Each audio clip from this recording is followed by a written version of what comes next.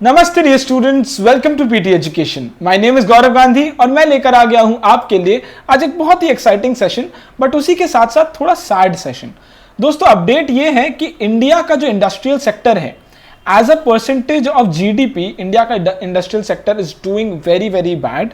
Asia में सबसे खराब परफॉर्मिंग इंडस्ट्रियल सेक्टर हमारा इंडिया का हो गया है। तो इंडस्ट्रियल सेक्टर बेसिकली जिसमें मैन्युफैक्चरिंग आते हैं और भी अलग अलग चीज़ आते हैं। तो जो मेक इन इंडिया प्रोग्राम हम कर रहे थे वो फिर उसका क्या हुआ? Industrial sector why is it performing so weak, is what the point is. And दूसरे कंट्रीज कैसा कर रहे हैं? हम सिर्फ पाकिस्तान या एक दो कंट्रीज से ही खाली आगे हैं और हम ऐसे बहुत खराब परफॉर्म कर रहे हैं। तो ऐसा क्यों है? Why is the industrial sector shrinking, stagnate कर गया है? अब इसको समझता है, इसके नेगेटिव इंप्लीकेशंस क्या है, इन सबको समझते हैं। बहुत बहुत इंपॉर्टेंट है एग्जाम पर्पसेस के लिए, जनरल लर्निंग के लिए और एक ओवरऑल इंडियन इकोनॉमी का करंट सिचुएशन समझने के लिए बहुत बहुत यूजफुल होगा दोस्तों। तो चलिए दोस्तों शुरू करते हैं। ये दोस्तों बिजनेस स्टैंडर्ड का 18 नवंबर का ही आर्टिकल है, जो कि ग्राउंड ब्रेकिंग आर्टिकल निकला। Industry share in GDP hit 20 year low in 2019। 2019 में जो जीडीपी में 3 सेक्टर्स होते हैं, बेसिकली वील टॉक अहेड, उसमें से जो जीडीपी का जो इंडस्ट्री का शेयर है वो 2 डेकेड्स के सबसे लोएस्ट पॉइंट पे आज पहुंच गया है। 2019 में हम इतना खराब परफॉर्म कर रहे हैं। India now has one of the smallest industrial sectors in Asia. Exception है पाकिस्तान, नेपाल और म्यांमार, इसके अलावा हम सबसे खराब है। बेसिकली दोस्तों क्या है, सेक्टर वाइज ब्रेकअप देखिए। ये दोस्तों जीडीपी या जीवीए का ब्रेकअप 3 में होता है, वो है एग्रीकल्चर, इंडस्ट्री एंड सर्विसेज। अब दोस्तों इसमें बात यह है कि यहां पर अपने 2018-19 का डेटा देख रहे हैं तो ये सारे परसेंटेजेस है एंड इसमें सर्विसेज सेक्टर सबसे ज्यादा कंट्रीब्यूट करता है, लेकिन सबसे कम लोग एम्प्लॉयड सर्विस सेक्टर में। तो इतने बड़े पॉपुलेशन में जहां 140 करोड़ लोग रहते हैं, उसमें सर्विसेज सेक्टर से तो खाली काम नहीं चलेगा। एग्रीकल्चर में बहुत बड़ा पॉपुलेशन उसमें काम करता है, लेकिन it is not very remunerative, वो बहुत अच्छा रिटर्न्स नहीं देता एग्रीकल्चर। बचता हमारे पास इंडस्ट्रियल सेक्टर है, जिसके अंदर manufacturing, mining, quarrying, public administration, defence and other services, ये सब आता है। और ये लगातार गिरता जा रहा है। 31.46 था, 29.73 हो गया 2019 में, और वो उससे भी गिरते गिरते आज 27.5% पे आ गया।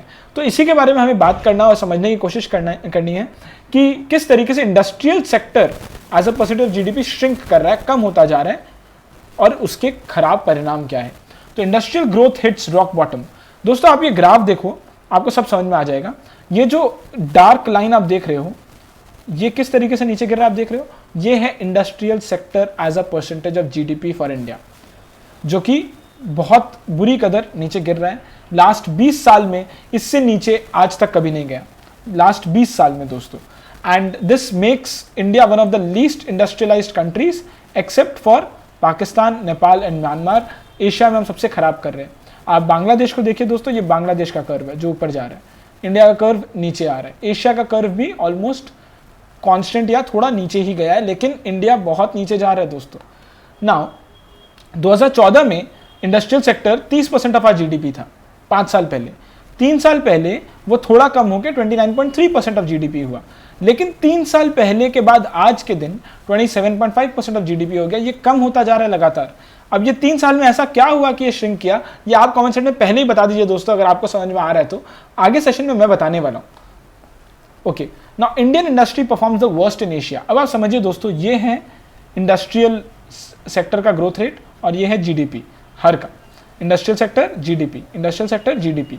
नाउ इंडस्ट्रियल का CAGR, compounded annual growth rate 13.9% है बांग्लादेश के लिए, 8.9 है चाइना के लिए, 11.2 है वियतनाम के लिए, इंडिया के लिए 5.4, जस्ट 5.4। बांग्लादेश का जीडीपी भी अगर आप देखोगे तो सबका जीडीपी बहुत स्ट्रांग चल रहा है, हमारा जीडीपी भी वीक चल रहा है। तो हमारा ना जीडीपी अच्छा चल रहा है, मतलब जीडीपी तो कम हो ही रहा है, उसके साथ साथ इंडस्ट्रियल सेक्टर का जो शेयर है वो भी कम हो रहा है, मतलब double effect. So basically Asia का एवरेज, अगर सारे कंट्रीज का आप देखोगे तो इंडस्ट्रियल सेक्टर का एवरेज 30.8 होना चाहिए, एवरेज ये चल रहा है। बांग्लादेश 31.2 है, वियतनाम 38.3 है, चाइना 39.2 है। वियतनाम दोस्तों इतना छोटा सा कंट्री, 38.3%। बांग्लादेश, हम लास्ट 5 साल में जितना गिरे हैं 3.5%, बांग्लादेश उतना 3.5 परसेंटेज पॉइंट बांग्लादेश बढ़ा है। So this is what the state is दोस्तों। आई होप आपको समझ तो आ ही रहा है कि हम कहाँ कहाँ गलत है और क्यों गलत है वो समझते हैं। नाउ 2008 के फाइनेंशियल क्राइसिस तक सब कुछ ठीक चल रहा था और उसके बाद ही श्रिंकिंग शुरू हुआ है, उसके बाद ही ये इंडस्ट्रियल सेक्टर गिरने लगा है। बट ये जो लास्ट में ये जो गिरा ना, ये लास्ट 3 साल में बहुत ज़्यादा गिरा है। अब ये जो 3 साल में गिरा है, almost 3/4 of the fall was in the last 3 years। वो 2 चीज़ की वजह से, एक है डीमोनेटाइजेशन जो नवंबर 2016 में आया, और एक जीएसटी जो जुलाई 2017 में आया, जिसके बाद आप देख रहे हो कि बहुत गंदी तरीके से नीचे गिर रहा है इंडिया का इंडस्ट्रियल सेक्टर। सो ये दोस्तों मोर और लेस इज द रीज़न। अगर आप ऐसे भी देखोगे दोस्तों तो इंडिया का industrial output which includes manufacturing, mining, construction, electricity generation, utility, it grew just 17% cumulatively 3 साल में। 3 साल में 17% का मतलब होता है 5.4% CAGR। जबकि बांग्लादेश का कितना ग्रो किया दोस्तों? 48%, Vietnam 38%, China 29%। Where are we? 17% cumulative, 5.4 CAGR। बहुत खराब कंडीशन है दोस्तों। तो हमें समझ में आ ही रहा है। नाउ ये दोस्तों 8 कोर सेक्टर्स होते हैं इंडस्ट्री के: coal, natural gas, crude oil, refinery, fertiliser, steel, cement and electricity. इनके वेटेज भी आगे बात करेंगे। बट इंडिया का जीडीपी भी फॉल किया। इंडिया का जीडीपी वॉज 7.7% CAGR लास्ट 3 साल, बट बांग्लादेश का 11%, चाइना का 9.5%, वियतनाम का 9.3%। So economist are also not very surprise, क्योंकि उनको पता है IIP, index of industrial production, हमारा घटता ही जा रहा है। पहले कभी 8-9% होता था, आज तो अगर 3% के ऊपर भी हम देख ले तो हम बहुत खुश हो जाते हैं। आप देखिए ना, अगर आप देखोगे ये इंडेक्स ऑफ 8 कोर इंडस्ट्रीज कैसे कैसे ये गिरा है, और उसके बाद आज भी ये नेगेटिव टेरिटरी में ही है। सो एंड ऑल्सो अगर आप वेटेज देखोगे दोस्तों, तो आप वेटेज देखिए, आपको समझ में आ जाएगा। ये 8 कोर सेक्टर का वेटेज है। 28% रिफाइनरी प्रोडक्ट सबसे ज़्यादा, जो कि श्रिंक किया है, लास्ट 6 महीने में श्रिंक किया है। फर्टिलाइजर 2.62, ये थोड़ा सा एक्सपैंड किया है। इसके अलावा स्टील सबसे ज़्यादा वेटेज, इलेक्ट्रिसिटी सबसे ज़्यादा वेटेज, ये 3 हैवी वेट्स हैं, रिफाइनरी, स्टील एंड इलेक्ट्रिसिटी। ये सब कम हुआ है और बुरी कदर कम हुआ है दोस्तों, 25%, 26%, इस तरीके से। और सबसे कम अगर किसी का होता है तो वो फर्टिलाइजर का होता है, जिसमें ही हमें ग्रोथ मिला है और किसी में नहीं मिला है लास्ट 6 महीनों में। Now what are the implications? अब इम्प्लीकेशंस दोस्तों बहुत इंटरेस्टिंग है। वो इसीलिए है क्योंकि देखिए, संदीप सर ने खुद ने ट्विटर पे ये कमेंट किया है, ये पोस्ट डाला कि एग्रीकल्चर, सर्विस और इंडस्ट्री। अब एग्रीकल्चर, ये 3 होता है हमारे जीडीपी का 3 component. Agriculture is not so remunerative, बहुत सारे लोग उसमें काम करते हैं लेकिन वो रेम्यूनरेटिव इतना है नहीं। 95% people do not get good पे।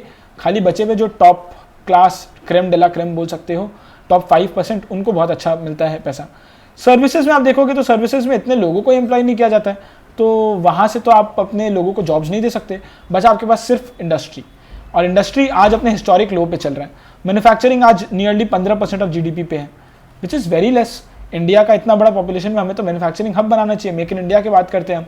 सो we are today witnessing our demographic dividend evaporate right before us. This is what we are witnessing. Demographic dividend basically youth population बहुत ज़्यादा है, वर्किंग एज पॉपुलेशन बहुत ज़्यादा है कंपेयर टू डिपेंडेबल या depending population, जो लोग डिपेंड करते हैं, नॉन वर्किंग एज पॉपुलेशन। तो 16 से लेकर 60 साल तक का जो होता है एज, वहाँ के लोग हमारे ज़्यादा हैं। लेकिन जो 2030 तक अब बिगड़ जाएगा, उसके बाद 2030 तक ही हमारे पास ये स्ट्रेंथ है जो हर कंट्री के पास नहीं होता। बट अब ये भी खराब हो जाएगा हमारा, क्योंकि we are not able to utilise it fully. The industry faces a problem. क्या प्रॉब्लम है? डिमांड का प्रॉब्लम है शायद। और डिमांड का प्रॉब्लम होने की वजह से प्रोडक्शन बहुत ज़्यादा नहीं कर रहे कंपनीज, प्रोडक्शन ज़्यादा नहीं कर रहे, तो इसीलिए इन्वेस्टमेंट्स भी ज़्यादा नहीं आ रहा।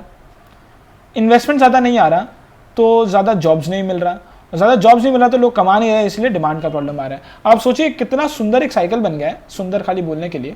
डिमांड प्रॉब्लम की वजह से प्रोडक्शन ज़्यादा नहीं है, प्रोडक्शन ज़्यादा नहीं है तो इन्वेस्टमेंट ज़्यादा नहीं है, इन्वेस्टमेंट ज़्यादा नहीं है तो जॉब ज़्यादा नहीं है, जॉब ज़्यादा नहीं है तो डिमांड प्रॉब्लम है। And we are in this vicious circle, जहाँ पे हमारा जीडीपी भी कॉन्ट्रैक्ट कर रहा है, इन्फ्लेशन स्टिकी होता जा रहा है, 7.5% से ज़्यादा इन्फ्लेशन आ रहा है हमारा। Now, economists say a sluggish growth in the industry will ultimately hit the growth in farm and service sectors also. खाली इंडस्ट्री में अफेक्ट नहीं करेगा, अब ये फार्म और सर्विस को भी अफेक्ट करेगा। क्यों? क्योंकि they are linked through need for raw materials, jobs and post production activities. तो इन सब की वजह से इंडस्ट्रियल सेक्टर अगर इम्पैक्ट किया तो एग्रीकल्चर और सर्विस भी करेगा, जीडीपी गिरेगा। आगे का स्टोरी आप समझ जाइए। तो दोस्तों ये था पूरा sum up of the India has the smallest industrial sector in Asia and what are its implications. I hope आपको समझ में आया होगा। ये आज के दिन सबसे इंपॉर्टेंट मुद्दा बन गया है दोस्तों इंडियन इकोनॉमी के बारे में, एंड मेक इन इंडिया कहाँ चला गया इसके बारे में आप बताइए कमेंट सेक्शन में। एंड आप कुछ स्ट्रैटेजी दे सकते हो कि how can we as a nation do something to revive the demand and कि इंडस्ट्रियल सेक्टर किस तरीके से हम वापस से उसे बैक ऑन ट्रैक ला सकते हैं, और लोगों तक जॉब्स भी तो जाएगा, पर कैपिटा इनकम भी तो बढ़ेगा, स्टैंडर्ड ऑफ लिविंग भी तो बढ़ेगा लोगों का। तो ये करना बहुत ज़रूरी है दोस्तों। आई होप आपको अच्छा लगा होगा सेशन। अगर आपको अच्छा लगा तो please like the video, please share the video, और लोगों तक भी पहुंचाइए इंडस्ट्रियल सेक्टर के बारे में, उन्हें भी पता चले और आज इंडिया का क्या कंडीशन है उसके बारे में पता चले। Thank you so much. This is it from my side. These are some questions for you to write on the comment thread. दोस्तों कमेंट थ्रेड में ज़रूर इसके आंसर्स दीजिएगा, ये एग्जाम पर्पजेस के लिए बहुत बहुत हेल्पफुल होगा दोस्तों। कल फिर मिलते हैं ऐसे ही एक एक्साइटिंग सेशन के साथ। आप बस बने रहिएगा और आपका सपोर्ट चाहिए दोस्तों। Thank you so much. This is it from my side. This are some useful PD resources from the PT family. Make full use of them. नमस्ते, जय हिंद।